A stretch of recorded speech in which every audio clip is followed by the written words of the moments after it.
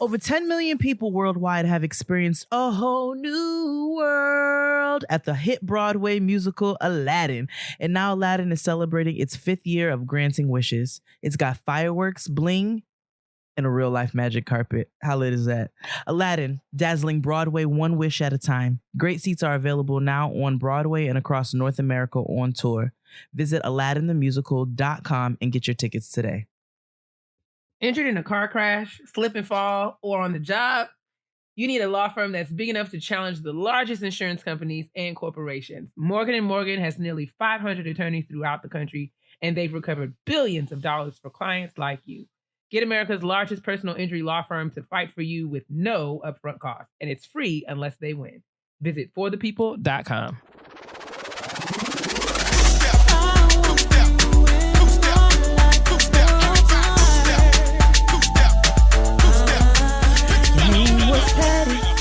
But now it's gay. Girl, you seem to change it every day. Your hair was long, but now it's short. You say I got it cut, but I don't see no hair on the floor. Whenever I go out with I find out something new. You're a fake, baby. You can't conceal it. Know how I know? 'Cause I can feel it. You're a fake, baby. No rhyme or reason. 'Cause in your mind, it's lying season. All right. That is Alexander O'Neill's Fake. For great hymn of the church. Praise the Lord, niggas. Praise the Lord, niggas. Welcome back to Getting Grown with Jade and Keia. I'm Keia. I am Jade. My allergies are acting like Meghan McCain, but I'm here. And I will not be shaken. I am unswerving. Your table is not shooketh. It is not. Well, I guess I don't need to ask you how you are, because I mean, they are just acting like entitled, overbearing, insufferable white women. That's what my allergies are behaving. Just behaving the melodrama is really, really, really oppressive, and I'm sick of it. Allergies are acting like all of the women who voted for Trump. It is just unreasonable. Well, how are you outside of that?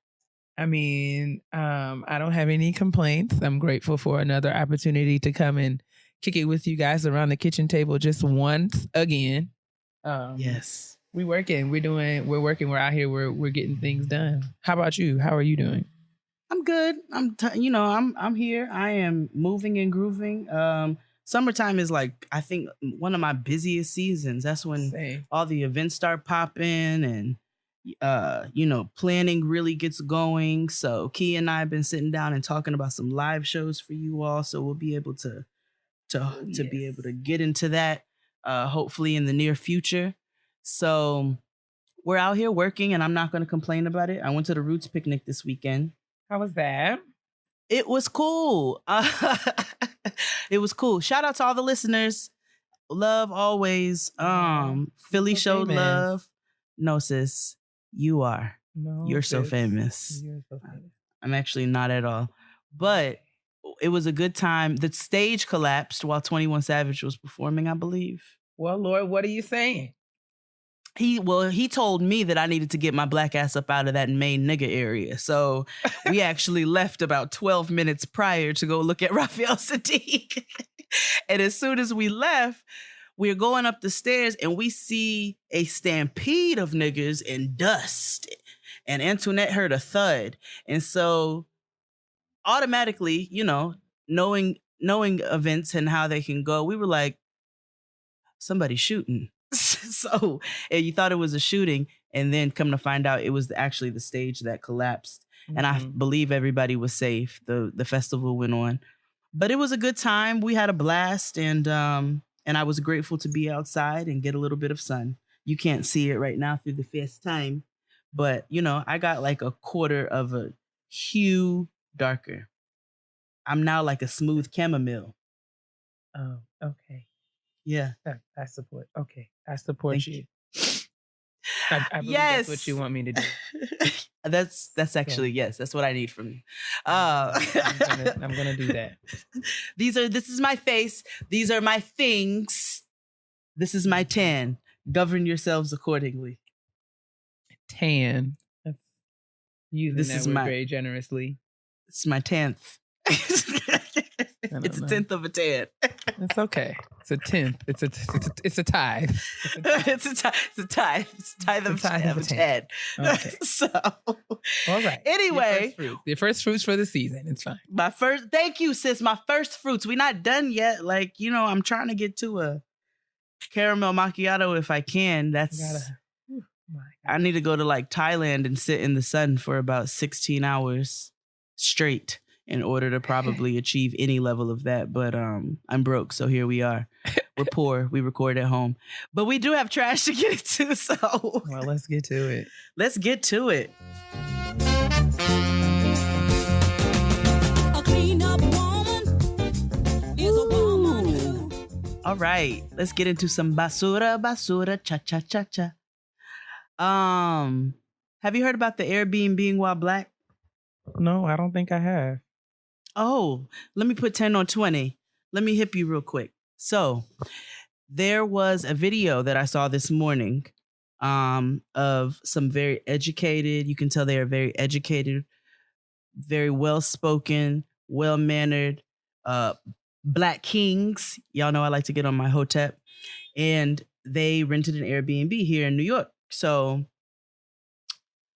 you see, I believe it was an Asian lady in the video. And she is into it with these. They are in an argument. And I guess she's trying to say that they had a party. And they're like, how does this constitute? There are 5 of us sleeping here. I believe this was a 4-bedroom and the Airbnb said it slept 5. How does this constitute as a party? So they're going back and forth. And she says, so which chimpanzee is going to sleep on the couch? Whoa. Yes. I am taken aback. Yes. So in the extended video, you see them respond. And none of them are irate. None of them are screaming. They're not cursing at her, but they are speaking directly to her. Like, we told you said this was a 5 sleeper. There are 5 of us here. There is no party going on. Apparently they called NYPD on her. But when she said which chimpanzee is going to sleep on the couch, they said, your mom.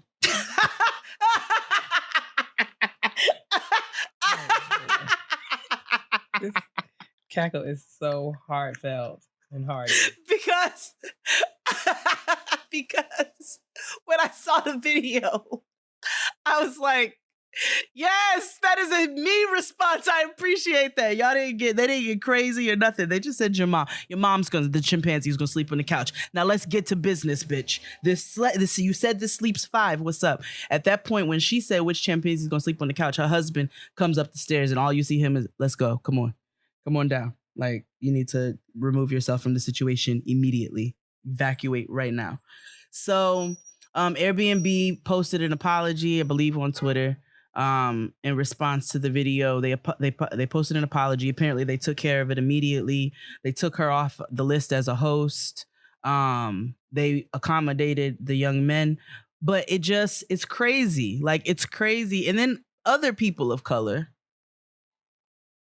are, you're perpetuating the same nasty behavior. And I just find it to be so, it's not fascinating, but it's fascinating. I mean, it boils down to just good old fashioned anti-Blackness. That's it. Good old fashioned racism. Well, it's what makes America great. So the internet is trying to get Linda Farstein's book pulled from the shelves. Who?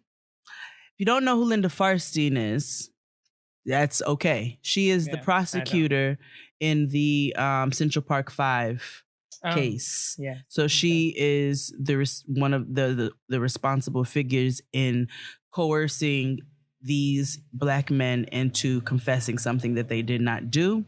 As you know, there's a Netflix documentary done by Ava DuVernay called One of Us on Netflix right now. I know a lot of us are saying we don't want to watch it.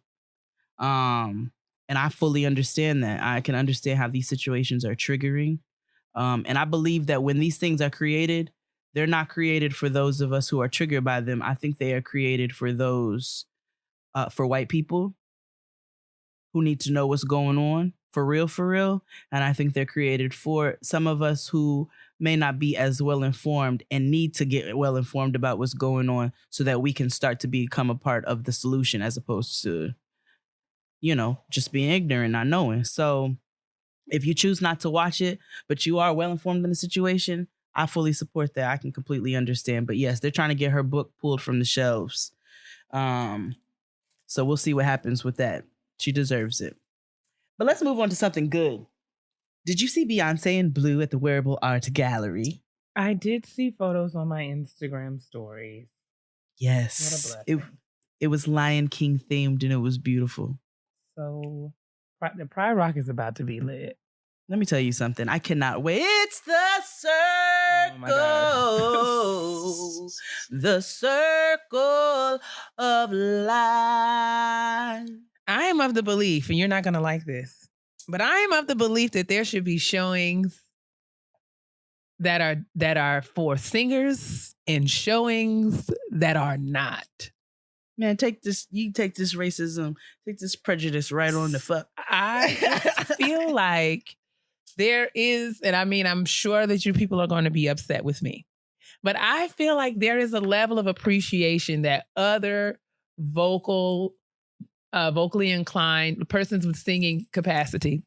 I think that there is a level of appreciation for this, for music that, I mean, I just feel like when you're singing them, and it's not even like, people who can't sing can't hear these things.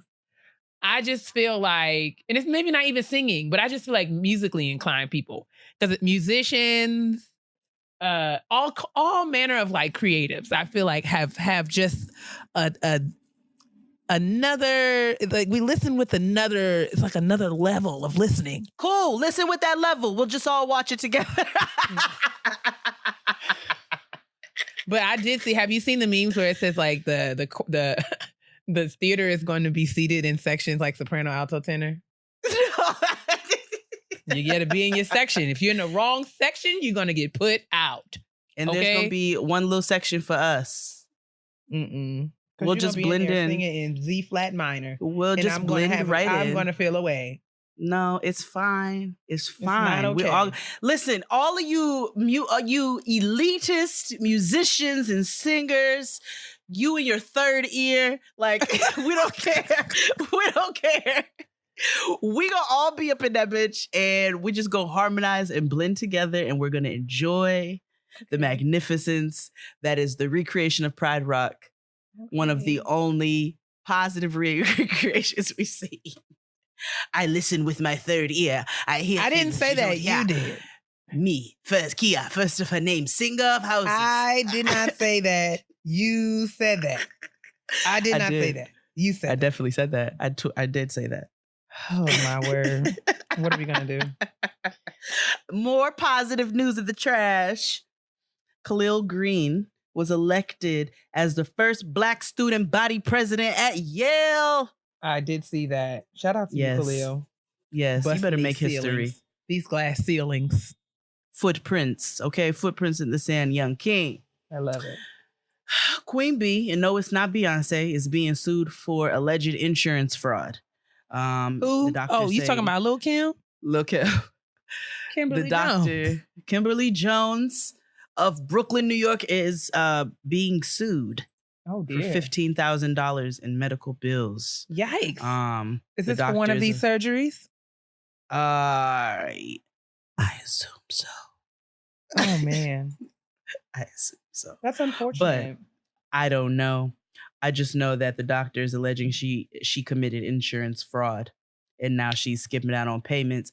And she did recently file for bankruptcy. Oh, no. And allegedly owes millions of dollars to creditors. So. Cheese and rice, man. This is not, we are not, we love Queen, we love, the original Queen Bee. We love Lil' Kim.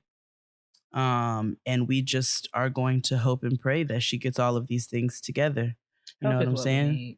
Help is what we need right now. No Wesley Snipes, no Ron Isley. So this is really sad, but I wanted to make sure that we mention the name of Malia Davis, Oh. the 4-year-old who was missing for a month and was recently found. We don't have to go into any details about the story, but I just wanted to make sure that we sent all of our love and condolences and all of that to the family. It's a really sad situation, and you have to be a really sick person to want to harm an innocent child like that. So, yeah, I wanted to make sure we send our love and our condolences to the family of Malia Davis, and that we keep them in our thoughts and in our prayers. That part. Robert F. Smith is helping 1,000 students land paid internships after he already paid the Morehouse grad debts. Holy God. He is he is really trying to get a starry crown in heaven. I'm telling you, he has put it in overtime. About to announce his presidency. And guess who's going to vote for him? Because you, sir, definitely have the people's interests at heart. We have to shout him out. Did you see the interview with Kelly where she opened up about feeling second best? Kelly Rowland? Kelly Rowland. I did not see that. Yeah, they asked her something about the elephant in the room. And she said, you know, it's the first time she said it, but it's feeling second best. And it's not to put, to diss Beyonce, because they seem to be on very good terms. Those are best friends. Those are sisters.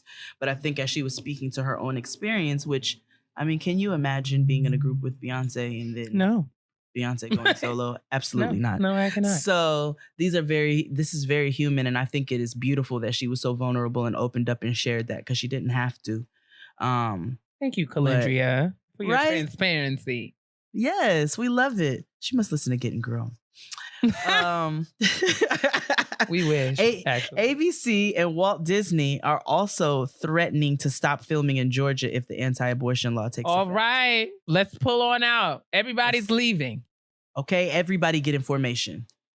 Everybody get information, because we're not going to stand for it. Like, we're going to show you exactly how we feel about this. I know we haven't gotten into detail about it, and I don't, we don't have to, but I am all the way here for us doing the work. And I think that I appreciate ABC and Walt Disney for standing up for something. Yeah, that's a lot of money, but they're like, guess what? We're going to find somewhere else to film.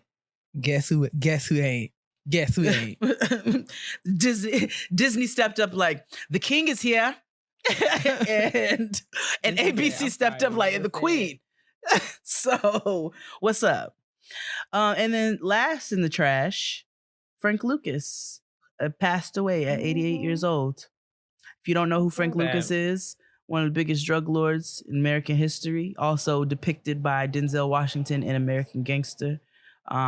One of the only roles in which he did not play himself. And so, I love Uncle Denzel. That's not a diss. That's not shade at all. I love Uncle Denzel. But if we are going to be completely 100, Uncle Denzel plays himself. He's like, Leonardo DiCaprio followed in his footsteps. So Uncle Denzel can act. He just plays himself. But American Gangster, no, that was Training Day. I'm sorry, I'm thinking of Training Day. But I was thinking about Training Day, where he did not play himself. But American Gangster, he depicted Frank Lucas, which is also not himself. But yeah, so that happened. Rest in peace. I Frank Lucas ain't never done nothing to me. So I don't feel he ain't never done nothing to me, but give me a great Jay-Z album. And that's that. And we actually don't have very many grad shout outs, so we can go ahead and get through them. Okay. My sister's popping right now,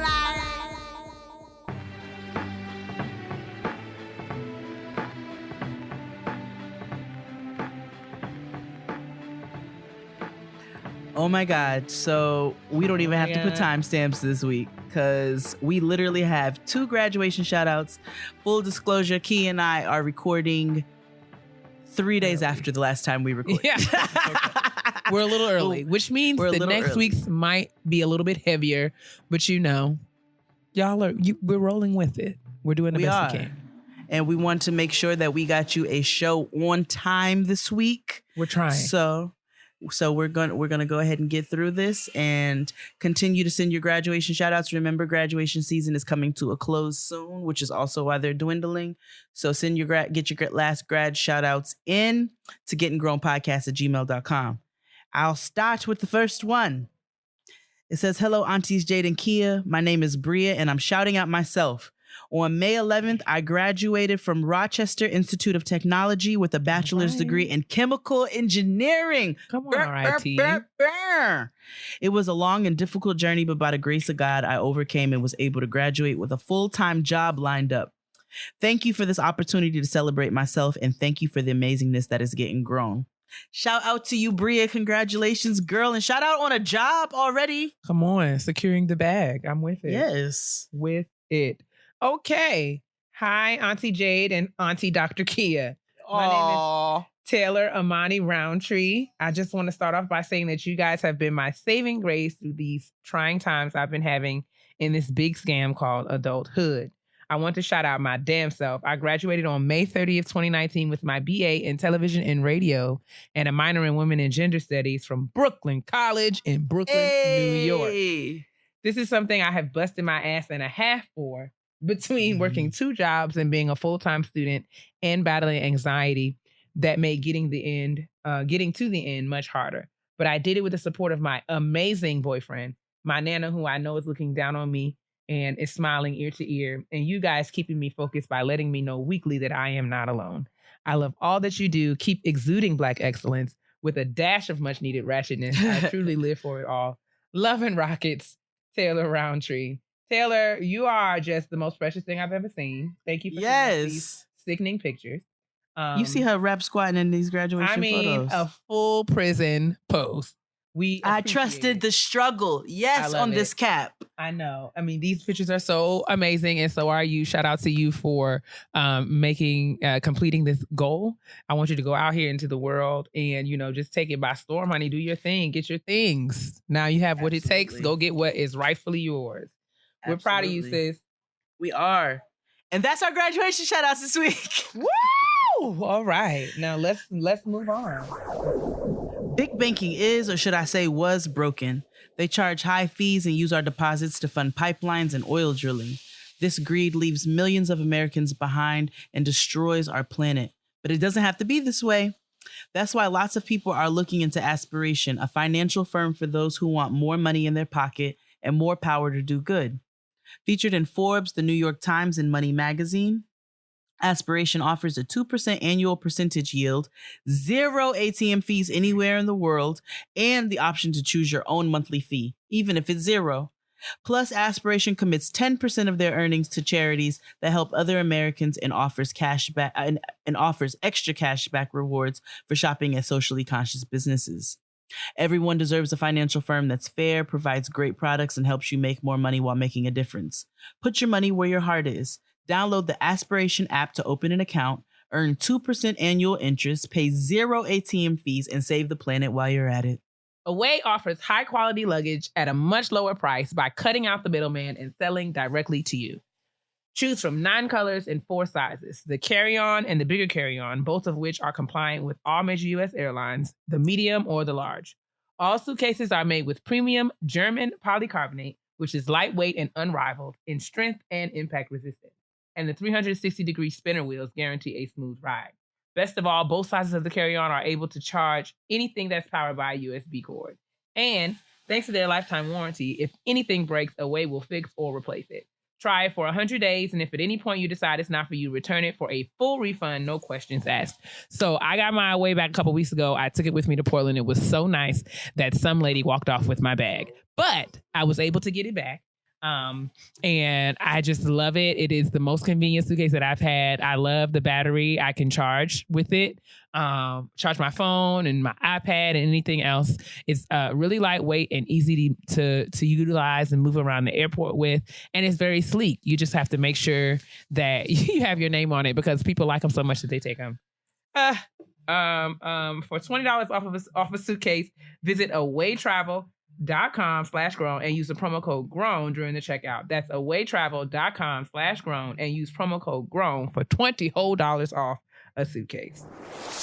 All right, y'all. It's time to get to this kitchen table and get into another healthy conversation about what it means to be both Black and woman in the world. I mean, and Black and male too, just Black in general, or just of color, or just whatever, y'all know. We don't want to exclude anyone, but we do want to have a conversation that's kind of been on my heart and mind in a few different ways these last few weeks, and I've been kind of going back and forth about whether or not I wanted to have the conversation on the show, and if so, how. And I've been hemming and hawing about it because I feel like it's a risky business, because I think there's a lot of room for misinterpretation, and I am triggered by being misunderstood. but I am very, very triggered. Like, I just don't want people to take what I'm saying. Comfort zone on behalf very much so of you very all. Much so. Very much so. But I thought that it would be useful for us to have a conversation about relationships, romantic relationships specifically, not necessarily whether or not we should have them or whatever your personal preferences are, but more so just having a more broader conversation about having a healthy perspective of around relationships, thinking about relationships, putting them in their proper place in life.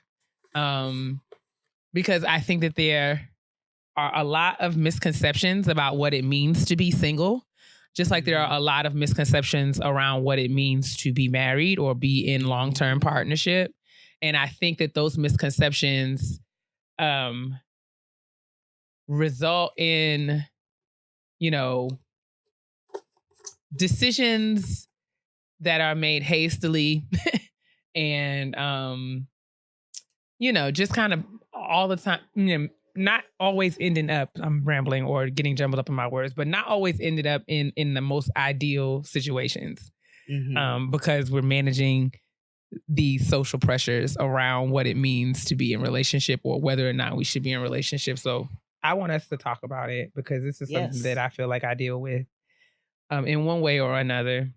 To kick things off, I would ask you, Jade, because I think we should both talk about both, right? So I don't want you to feel like you have to be the authority on marriage, just like I don't want to be the authority on singleness or what it means to be single.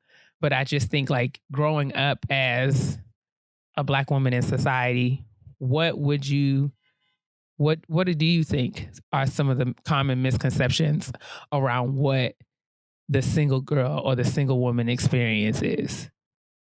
Some of the misconceptions that I see for myself is that when you, for a single person, is that you're not really allowed to talk about being single. And me and you have kind of had that conversation because if you speak about being single from a standpoint of being content, then you sound like a bitter bitch. Like, oh, well, I'm good. Like I don't need no man. Like a he-man man hater. Yeah, he-man woman hater. Or a he-woman man hater. A woman man he hater. Woman man she woman. Yes. Little rascals. So, there's that. And then if you speak about at all wanting companionship, then all of a sudden you're lonely. And desperate. And it's like, well, how come I can't just be a human being who is either okay, and I'm fully like, I'm full. I feel good with myself. Right. And I see, struggles and things that I may not want to deal with. Why is it not okay for somebody to say, I'm good? I don't actually have to be in a relationship. And then why is it wrong for somebody to say, I do long for companionship at times? Yeah, I feel like we tend to think about things in really extreme ways. Like you either have to be all of one and none of the other, or vice versa, but there is no like duality. And that is something that I am very bothered by. because I think in many ways, singleness is weaponized. I feel like people use singleness as a threat. I think people use singleness as like a read. It's like a curse. It's like, oh, that's why you ain't got no man, or like no those things. And I think people also use singleness as a means to kind of. I'm trying to figure out how I want to say this. Well, people will kind of just like call you out for being single in ways that, you know, just use that as a judge of your character, I guess is what I'm trying to say. Like you're single. Yeah. Why are you single? Yeah. Like there must be something wrong. And they make it, and they speak of singleness as if it's not a choice. They speak about singleness like it's a condition or a circumstance. Right. And they actually kind of take away all of the agency that the single person has. Like, and I think this is something that is specific to women because I don't hear, and I mean, I could be wrong, y'all. I'm sure y'all will correct me if I am, but I don't hear men being spoken to about being single in the same ways that I've experienced people, you know, speak to me or my other single friends or, you know, what have you. I think that men are respected or affirmed for being single. You know, the older that they get, it's like, oh wow, like you're really focused or you're really this or you're really that. You know, just maybe that's not the right way to say it, but I just feel like men don't catch the flack that women catch when you're over 35 and when you're over 35 and someone learns that you're single, never been married, it's more like, oh, what happened? More so than like, that's what's up. Meanwhile, I have been in instances where I've been the same age as a man who's single, never been married, and people will high five him and say that he's been really focused on his life and career and kind of building legacy and taking things to the next level. But that same assumption is not made in my direction, is what I'm saying. I will say this, if I can chime in. No, please. I fully agree with you. Like, I don't feel like men face the same implications. Like, they don't face the same, it doesn't have the same impact. Like, they don't have people who are coming to them as often, asking those things. I have seen, though, where a man could be single, you know, a well-developed man, and he's single and he don't have no kids, and people would be like, like, they either assume he's a hoe or he's gay. Yeah. And which is also not right. Which is problematic. It's problematic to assume anything about anybody. We're not saying it's not right to those, because there's nothing wrong with any of those things. But, well, being a hoe, yes, no matter what your sexual orientation is. But it's like, well, why do I have to be a man? I feel like sometimes Black men too, especially, like, they're not allowed to. That's why Black boy joy has become a thing, because there's like, they haven't been able to have that space either, where they're like, there's nothing wrong with me, nigga. I just am not ready yet. Like, but men do get a lot more grace with that, I'm not ready yet, as opposed to women. I do feel like I see that a lot more often. Absolutely. So let's turn the table. Let's spin the lazy Susan. I love a lazy Susan. Huh? I love a lazy Susan. Me too. Let's spin the lazy Susan to the other side and talk about the misconceptions that people have about being married. I'm gonna let you kick it off. Seen? Well, what okay. Well, yeah, what have you seen? Because you kicked it off with me single. Did. Okay. I think these are they're two extremes, but I have seen them. So I feel like people assume that, like we've talked about before, marriage is either like, you know, bliss, like 24/7 marital bliss. Like you both are walking around looking like heart eye emojis all the ding dang time. Or you are just tolerating each other. Basically, or it's just like, I'm just putting up with this nigga for tax reasons only. Kids. And these kids, otherwise we don't bang. So like, I think that, I have seen people kind of speak about marriage in those two very extreme, very different ways. I also feel like marriage is celebrated as like this finish, this like destination. Like we are married, we made it. And I feel like, not having been married, I can only assume, or observe. I feel like what I've observed or learned from other people is that the marriage, like the wedding, the end of the wedding is really the beginning. That's really the beginning of really learning how to live in partnership with someone who sees the world in a very different way than you do.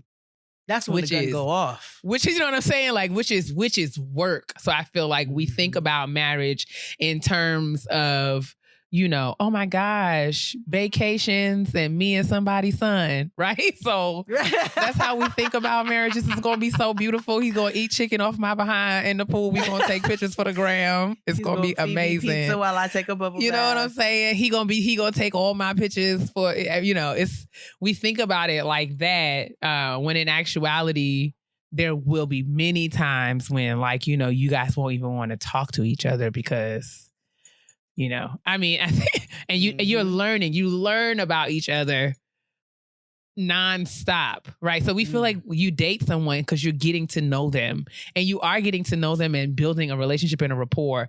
And I think you marry somebody who you feel like but I can only imagine when you're living with someone within a marriage, you learn first that you don't know this nigga at all. Oh my God. Oh, there's a stranger in my house. Took a while to figure out. There's no way you can be who you said you are. But but yeah, and also I'm gonna stop right here after this one because I know that you have several. I feel like we think, I don't know. I'm going to leave it right here. But I feel like we as women don't have a real concept of the nature of the relationship between our husbands and their mamas. Woo! I don't think we really know. I don't think we really know that. And I feel like even when we get with, me and Bae's mom, I took her to Target. We had a good, a good cackle. Y'all keep, and y'all kick it. And, we go over there sometimes. But I think that there is a whole nother level to building a relationship with his mother and his family that I think is often taken, for granted. Or, I don't know if we really go into that thinking about it with the same level of detail that we think about all of the pleasantries, right? Like all of the amazing parts of marriage that we fantasize, that we are socialized to fantasize about. Mm-hmm. Yeah, because it's nobody's fault. It's TV's fault. It's TV and Disney's fault. I know we spoke Disney's praises earlier, but we must be balanced here. Duality is a thing. It is also I also look at my family and my mom and my grandparents, and they have to hold the bag too. But maybe I'll let you finish. Them. Yes, also as well. In addition to my grandparents, my mom were really. They were in sometimes intentional ways, and sometimes in like subconscious or implied ways.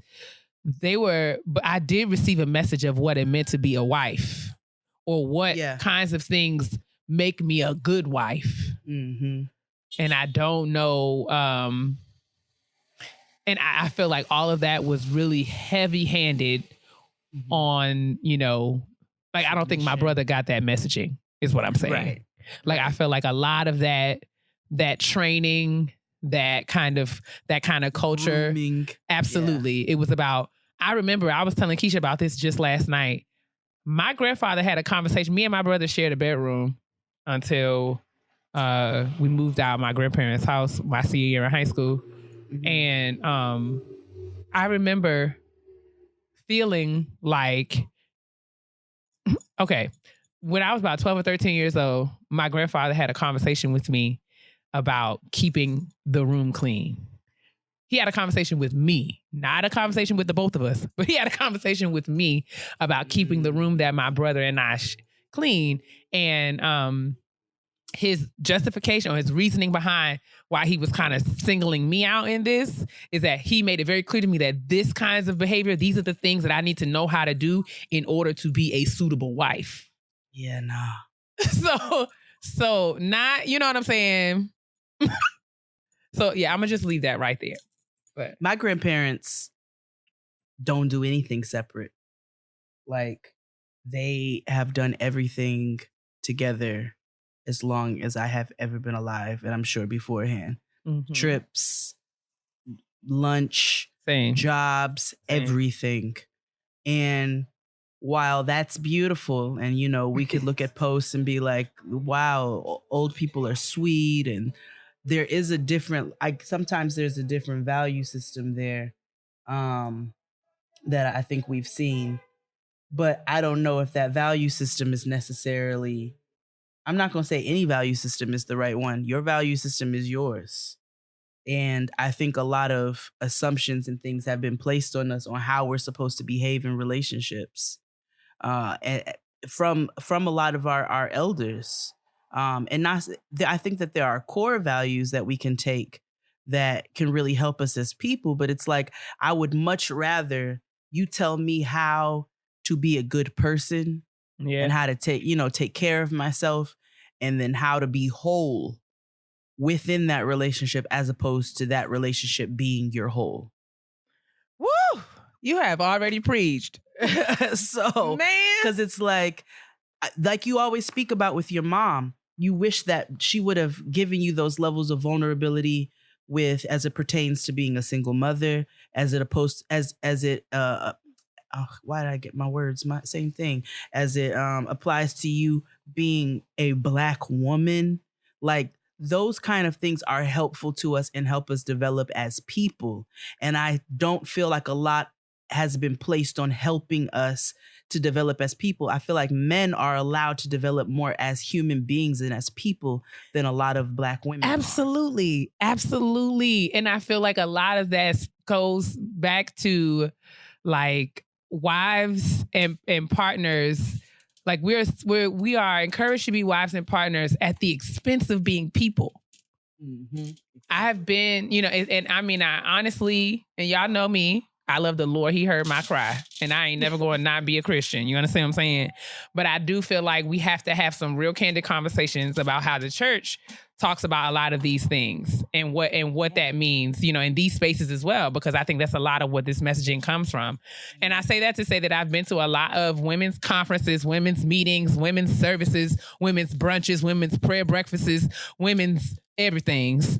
And, where the conversation around what it means to be a woman almost exclusively talks about what it means to be a wife. If you don't have a husband, how to get one. If you got one, how to keep one. If you lost one, how to get your next one. So yes. But at the same time, I feel like on the men's side of the programming, there's a lot more conversation about, entrepreneurship and building and building generational wealth and legacy and how to deal with like life and walking out aspects of faith practically, where I feel like that conversation, I'm not saying that we should not have any conversations about relationships and family in the church. That's not what I'm saying.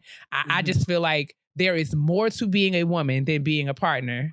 And I wish that we would, because I feel like that the heavy-handedness of that conversation is the reason why a lot of our perspectives around what our relationships are and where we are in terms of the relationships that we want.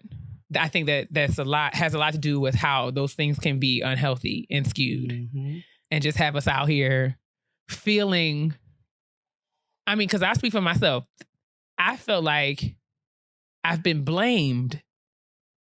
You know what I'm saying?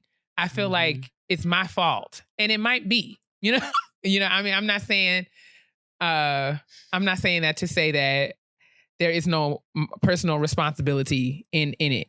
But I do feel like I wish that I just wish that we can kind of get to a place where we can be more real and more and less pretentious when it comes to what it means to be single, what it means to be married or in partnership. And I wish that we could help each other a lot more. I mean, I feel like we could help each other a lot more if we were transparent and not so like us against them. I don't know if I'm making sense. No, that makes perfect sense. I feel like another thing too is that we have to, in order for us to start having these conversations and for them to be productive, we also have to realize that we have to stop jumping to extremes as people, as individuals, because a lot of these stigmas and things, like we've talked about the origins of where they come from and why we feel these ways. But I think too, so like I'll speak from a married perspective. I'm not speaking on behalf of everybody. I'm speaking on behalf of myself. But if you holler, let me hear it. I feel like sometimes with being married, like you said, those two extreme, like there's two extremes. You either are like lovey-dovey, the best things, best friends. I married my best friend. Y'all do everything together. You know what I'm saying? Like all of that. Or like you said, the other extreme, you just barely there. Like you're just tolerating each other. And I feel like we can't have honest conversations about some of the struggles that we deal with in marriage, because it then gets perceived as, oh, well, then you're in an unhappy marriage then. But it's like, no, I'm actually an imperfect human who's with another imperfect human. And with that being said, sometimes complicated issues are going to arise, or we're going to have a difference of communication or outlooks on how we see things, or even how we interpret things, or whatever. You know what I'm saying? And that's just human nature in general. But I feel like when it comes to being married, there's an extra pressure there, which allows you to not talk about some of the issues, because if you talk about the issues, then it's perceived as it's not a good thing. But if you don't talk, if you sit here and you have happy things, there's either people who are now, with social media being a thing, there's either people who are like, oh, they just posting the good parts of their life, which, I mean, who's getting ready to post a fight? But it's important for us to have these conversations. Absolutely. And it doesn't mean I hate my nigga. You know what I'm saying? Sometimes I love him, and sometimes like I literally want him to go into the living room and I don't want to see his face. But that doesn't mean, you know what I'm saying?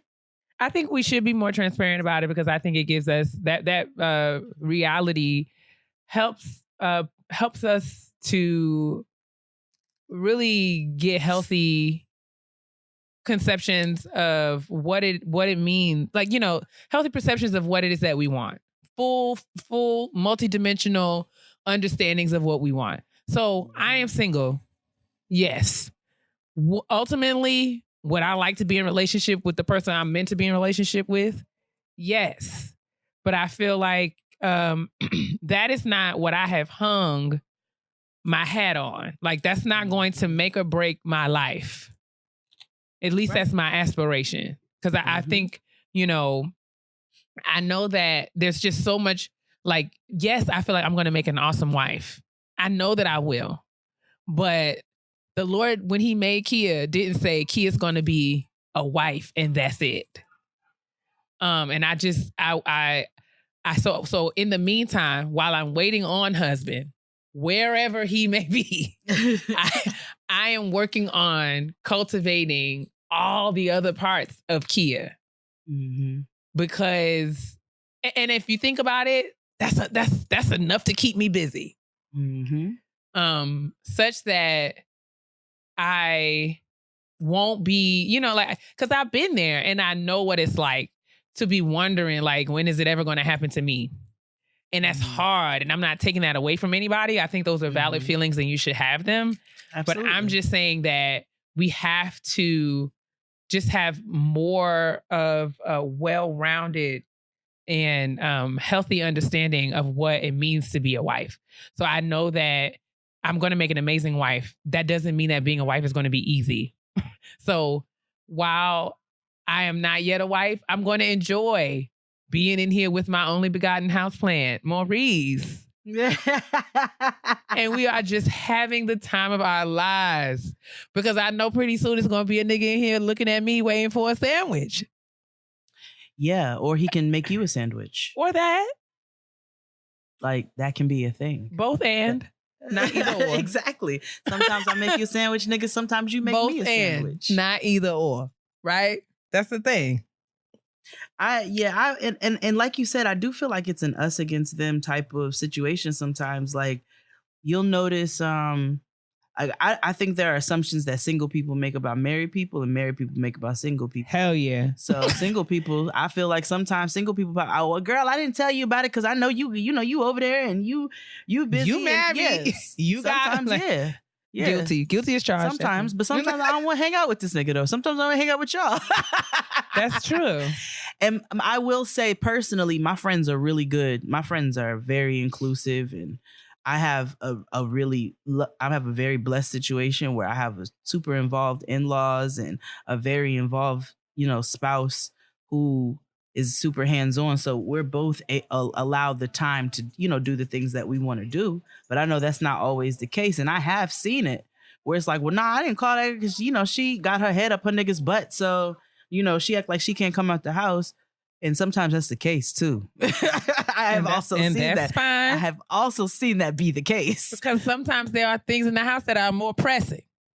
But then with married people, we have to be mindful too. Like, I have a lot of single friends, and that don't mean like just me and Tristan. If we're gonna go out and we're gonna go do something, and this is not date night, like we just going to do something, and I hit my people like, do y'all want to come roll with us to do A, B, and C?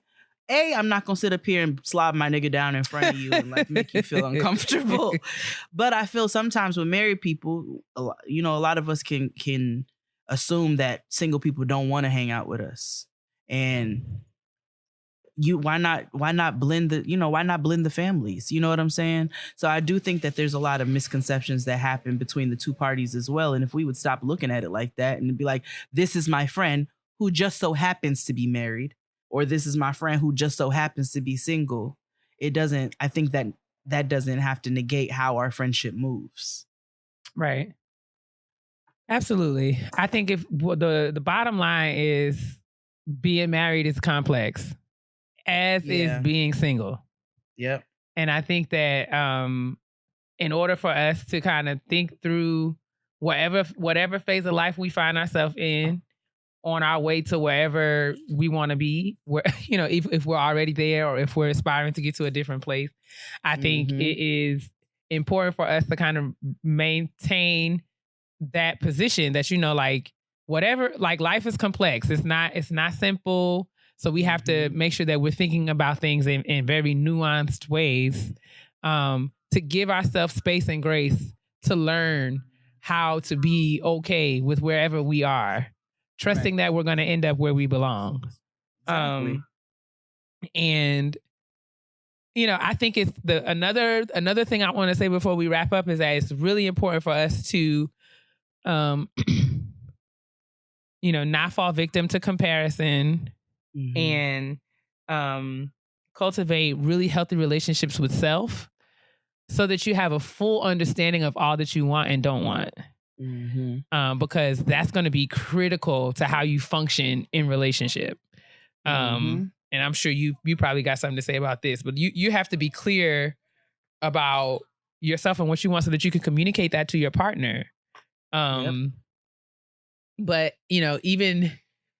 I think that there's a lot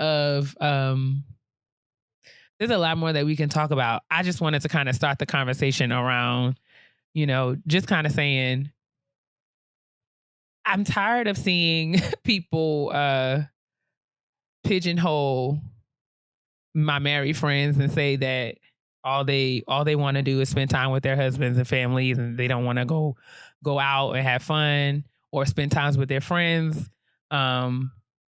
And I also don't want people to pigeonhole me and think that, just because I'm single, that I am sad or lonely. Now, there may be days where I'm sad and lonely, but that doesn't make me sad and lonely. It doesn't make me desperate. It doesn't make me angry or bitter. Like sometimes it just is what it is. Sometimes I'm just okay. Like Right. and singleness is not something that you have to figure out for people. You know what I'm saying? Like Mhm. stop asking people why they single. Like, or maybe that's just my petty peeve, but just stop asking people why they're single. why they're single. Because I just feel like, I mean, there's a lot. Like, there's a lot. It's a loaded question. And I don't know. I mean, because people assume that, so like my new answer for that question is because I want to be. Mm-hmm. You know what I'm saying? So I feel like people, when they ask that question, their assumption is that you're going to talk about all the things that are wrong with you or not quite right with you, or the things that make it challenging for other people to get near you or next to you. It's like, no, I'm single because I have yet to find someone who I'm open to being in partnership with. That's it. I'm single because these niggas in my phone, these niggas are playing in my face and in my phone. And I'm a woman of a particular age, and I don't have the time or the energy to try to vet through all of this other stuff. That's it. The man who is serious and wants to say something to me will do that. And until then, I'm good. Like, I'm good. I'm good. Great, actually. Life is grand. I'm meeting goals. My credit report is outstanding. Life is amazing. Like, what do you want? Like, what do you want? My DMs are abounding. No one's worried. I don't understand. I don't understand that. Well, I guess I do understand it. I think it just comes from a mentality where, like you said, we were conditioned and raised so long, and it started so long ago. We were conditioned and raised to be married and have babies. Yeah. That now that's the norm, but that's not the norm. It is And the I norm. like that. I know, you're right. I'm sorry. It's the norm as far as human nature. No, you're fine. It's the norm as far as human nature, I guess, to eventually want to procreate. It's the norm for human nature to want companionship. Yeah. But I think that how that companionship looks varies from couple to couple. Fuck, look at Oprah and Stedman. Listen, billionaires. Niggas been together 30 years, ain't never been married, ain't never gonna be married. and content. I mean, as hell. happy, just pigs and slop. But the That's thing it. is, I think we also have to take into consideration that, societally speaking, like culturally speaking, we are not far removed from generations where a husband was your ticket. If you didn't have a husband, you were going to be broke, busted, and disgusted. You were a woman of a particular lifestyle. Like, you didn't have access. Like, at one point, having a husband was status. But I feel like because we have evolved in a way that women are now able to have a certain, to attain certain things alone, we don't, I think we have a more, our understanding of what it means. Like, we think about marriage, women think about marriage differently because of that. But I don't think that men in society and other generations have caught up with us yet. Mm-hmm. And that's not a judgment, but that's just kind of like what it is, right? So, and we also have to contend with the fact that, there's all these other factors that impact the family. Like, think about like the incarceration rate, think about, racism, systemic, structural issues that have really separated men and women and like literally severed family ties in many different ways. There's a lot of those, the implications of that are vast. And I think that a lot of Black women are dealing with that. Like, that's, it's more than just like, it's more than just a numbers game out here in terms of, men and women, women and women, men and men, like however, whatever, it's more than just a numbers game, but there are other issues, other factors that influence the way that people are getting together or not getting together. Right. And I think we don't think about, when we're talking about like, oh, he's single, she's single, they single, whatever, we don't think about the reasons why or the rationale with these same nuanced lenses. We just are so apt to say, she can't keep a man or whatever, like, those kinds of things. And no, a man couldn't keep me. Right. Okay. But I just wish that I would very much love for us to evolve in the ways that we as women think about relationships, think about ourselves in relationships, because I think that while it is beautiful to be in partnership and I'm in companionship and have best friends, I'm not saying that I'm against any of that. These are all things that I'm praying for in my own life. But I just feel like there is much more to life than that. I think that you can have both if you really want it. And I'm just in this space now where I feel like God has it for me. My responsibility is to be ready. And when I say ready, it's not just like I'm working on fixing things in my life, but it's just like I've had certain kinds of experiences and I've been exposed to certain things, and I'm in a place now where I can move in relationship in ways that are productive. And not just out here like, because of my age and where I am in life, I have a husband because I should, because you think so. Right. That's all. I think this needs to be a series, and I would love to hear from the listeners. I would too. And I honestly, and we got to think about who we want to have on, but like, I would want to have I would love to have one of our other married friends on, and I would love to have one of our other single friends on so we can continue to kind of probe these issues. I would love to have, like Crystal or Fran, Nikki, like Shari or Whitney. We could have like some people on to just kind of really talk about this more, because it's not just our perspectives and experiences, but I just wanted to kind of broach it for the good of the order, to just see how folks were feeling about a conversation about relationships and how we talk about it, how we think about it, and just like this whole fascination with being in relationship without really having a full understanding of what that means all the time. I want this to be a series. So single people, married people, Lord. People in long-term committed relationships, non-marriage, people in domestic partnerships, people in long-distance relationships. I would love to hear from all of you. Like, I want to hear from everybody. gettingrownpodcast@gmail.com. Just about some of your issues, concerns, conversations you would want to have or hear surrounding relationships as it pertains to your particular situation. And I would love for us to be able to develop this. So gettingrownpodcast@gmail.com. This was good. Yeah. I thought I was going to throw up. I really didn't want to do this, but it wasn't that bad. You did good. Keia has literally been hemming and hawing and very anti when it comes to conversations around dating and singleness. So give her a round of applause. What is dating? Well, we can also talk about that and what is dating in today. Jesus. But yeah, we'll get into all of that. Let's go ahead. Let's get this conversation rolling. Make sure you guys are writing in gettingrownpodcast@gmail.com. We really want to make this a thing. And let's move on to our HB. Okay. With more than 70 sizes, including their signature half cup sizes, Third Love designs bras with breast size and shape in mind for a perfect fit and premium feel. Just answer a few simple questions via Third Love's Fit Finder quiz to find your perfect fit in 60 seconds. Then, thanks to Third Love's 100% fit guarantee, you can wear, wash, and put your bra to the test for 60 days. And if you don't love it, you can return it and Third Love will wash it and donate it to a woman in need. This is hands down the most comfortable bra you'll own, with straps that won't slip, tagless labels, and lightweight, super thin memory foam cups. Okay, so like me and the men in my life, my boobs do not agree. Both of them.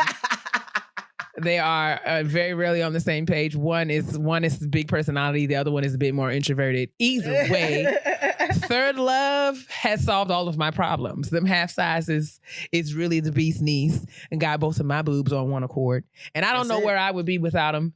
I also really, really love the fact that their t-shirt bra is so super comfortable, and they have a nude that is actually nude for my chocolatey brown skin.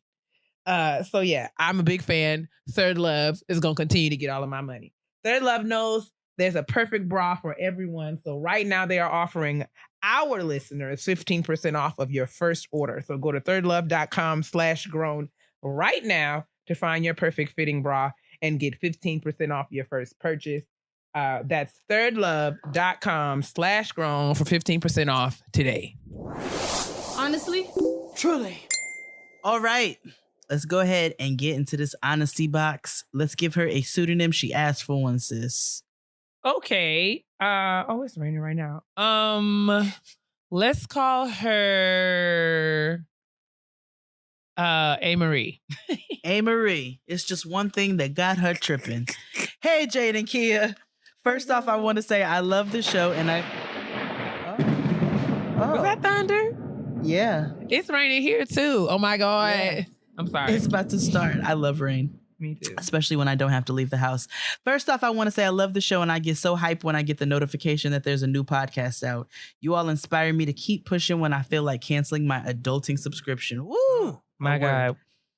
Now onto the honesty box. I've been friends with my best friend for 7 years. Okay. We started out, tried a relationship in the very beginning, but for reasons, immaturity, and he had a girlfriend, don't judge, it didn't work out.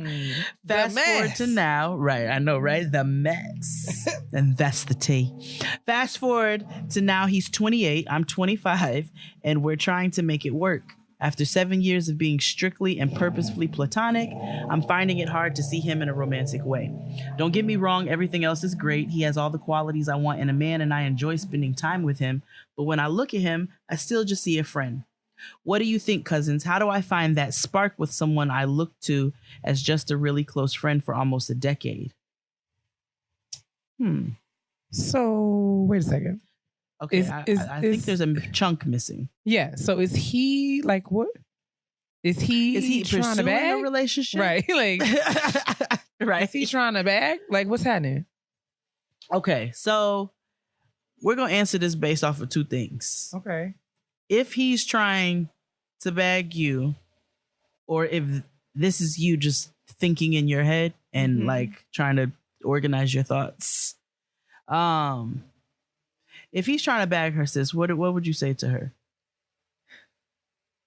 If he's trying to bag you and you don't see it, I don't know if you can make yourself see it. That's it. I feel, because when I hear her talking about, he has all these other qualities, but I just don't see it. It sounds like she wants convincing. Right. That this is that's a good man, Savannah. But I don't like, I'm of the belief that if you don't see it naturally, making yourself see it often means that you're not going to see it for very long. Like, right.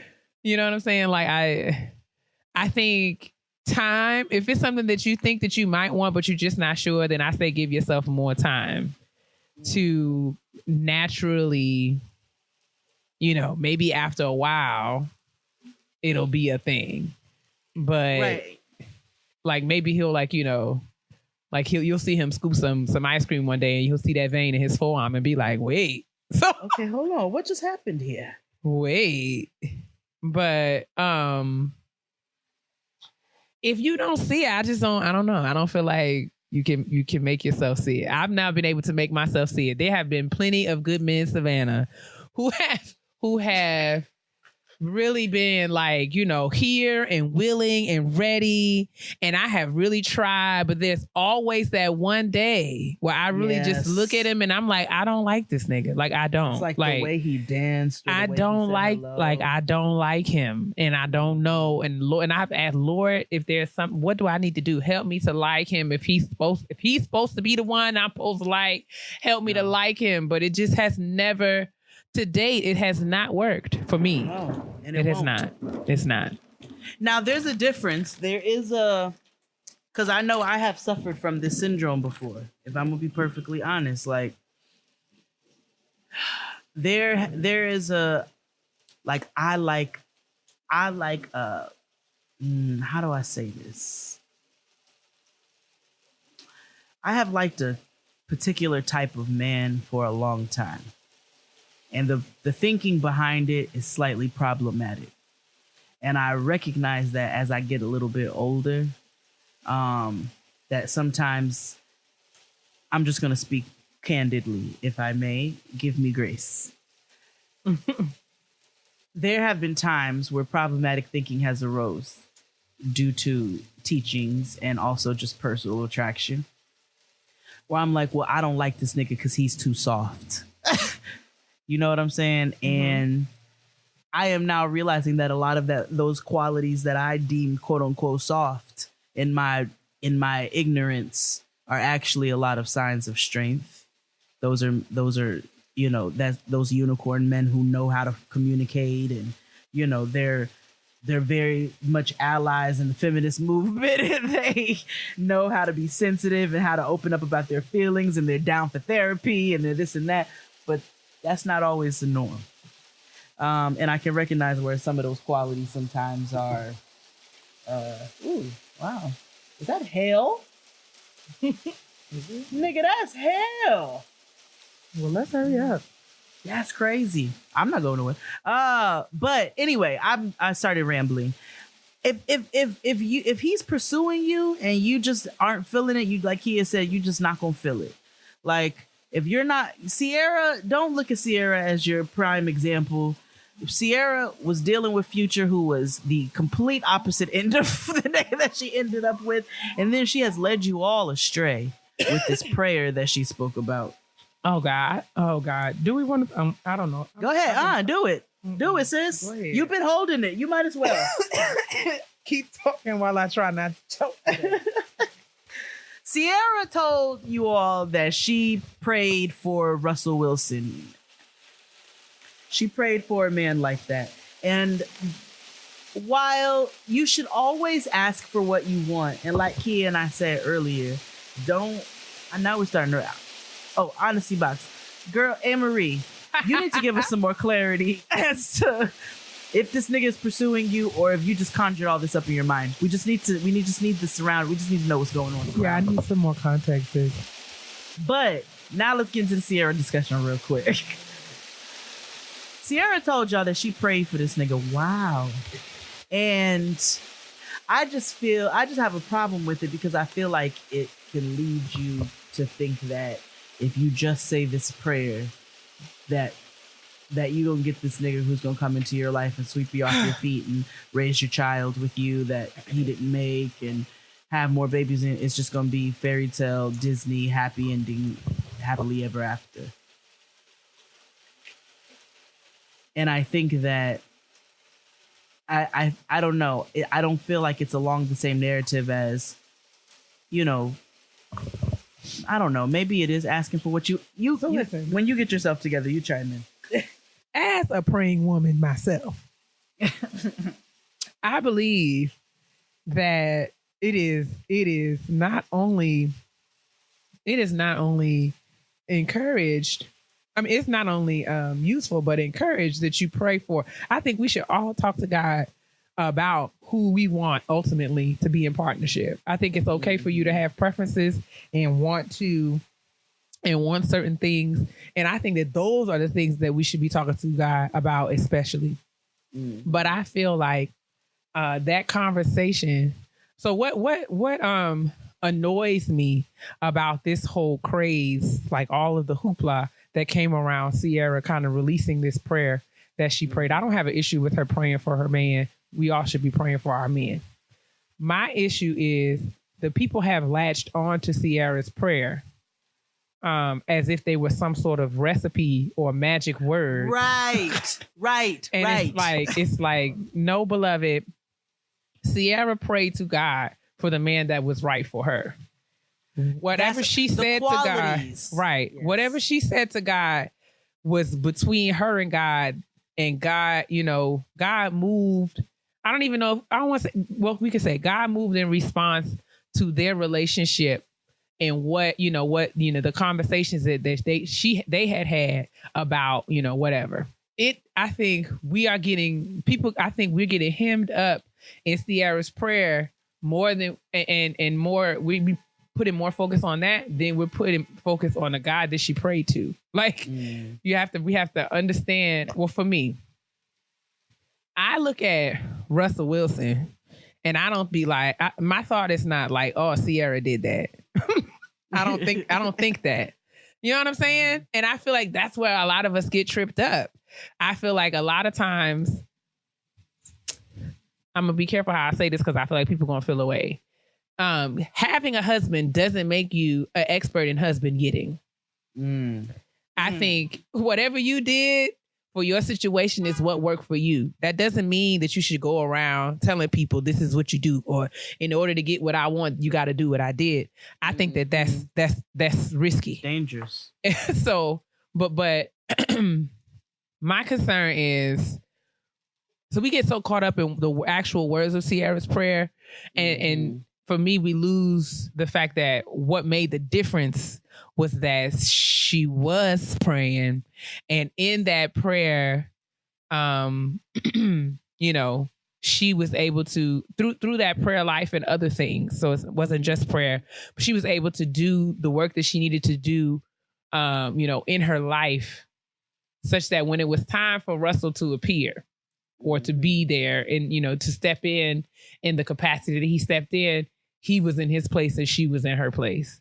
And I also feel like we can't, like, as amazing as Ciara and Russell look on the red carpet and on the Shade Room and on Instagram, wherever else we see them, as amazing as their relationship is, all their date nights and everything else, we cannot fall victim to being disillusioned to believe that he don't get on her nerves and she don't get on his. Woo! Like, I just feel like that's not real life.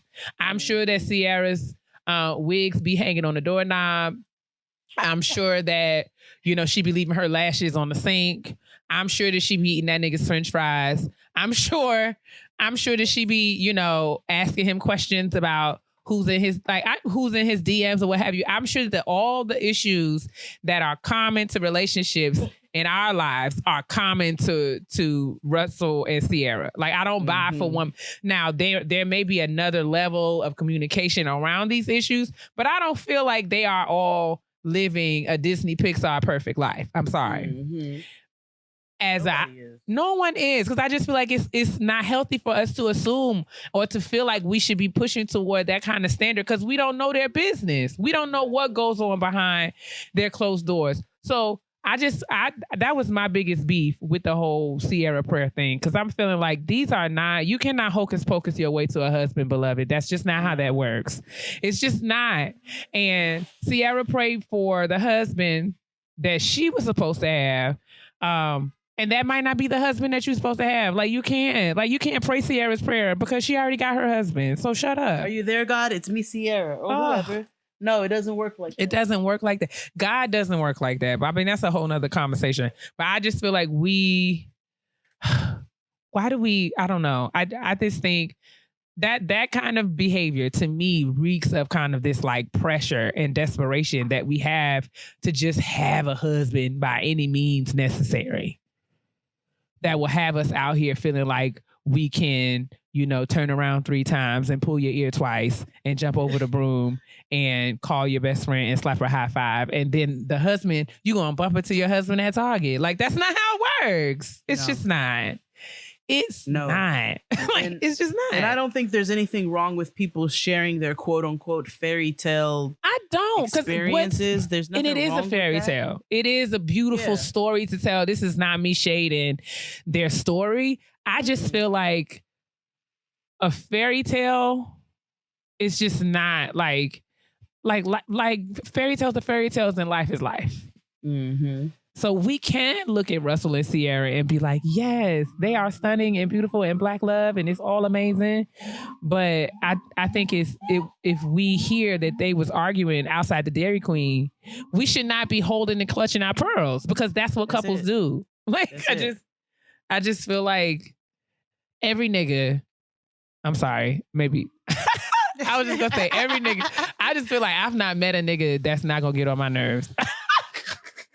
And I'm sure you won't. And I'm sure that I get on. I am certain that I get on niggas' nerves. I had a nigga that tell me the other week, I love every part of you, even the dumbest parts. He was like, the dumb parts, you know, he's like, I really like the dumb parts of you because they balance out all the great parts of you, but you do got some dumb parts. And I had to be like, true, because I probably do. That's fair. That's totally fair for me to, thank you. I like your dumb parts too. Like, what? Okay. But I think that's realistic. That's real life. Because I look at my grandparents. My grandparents would be married 67 years in July. And like your grandparents, they did everything together. Everything. But right now, I love going home and to my grandparents' house and sit in the kitchen with my grandmother and my grandfather say something and see my grandmother roll her eyes like, ugh. Like that is just like the best thing to me. Cause I just love that they still get on each other's nerves. Cause I feel like that is like, woo, okay. That just gives me a realistic expectation of what is coming. I'm going to marry someone and that nigga's going to get on my nerves for the rest of my life. Isn't that beautiful? Like, it is. That's beautiful. It is, but it's also horrifying. It is. Oh, that's so good. Okay. But yeah, I hope that sis, A-Marie, girl. So I don't really feel like we know enough to say whether or not you should be trying to make yourself have feels for this man that you don't have feels for. We, like Jay said, we need to know if you have you dreamed up. Is this a scenario of possibilities, or has this man said, "Yo, I'm ready," and you trying to figure out what you're gonna do?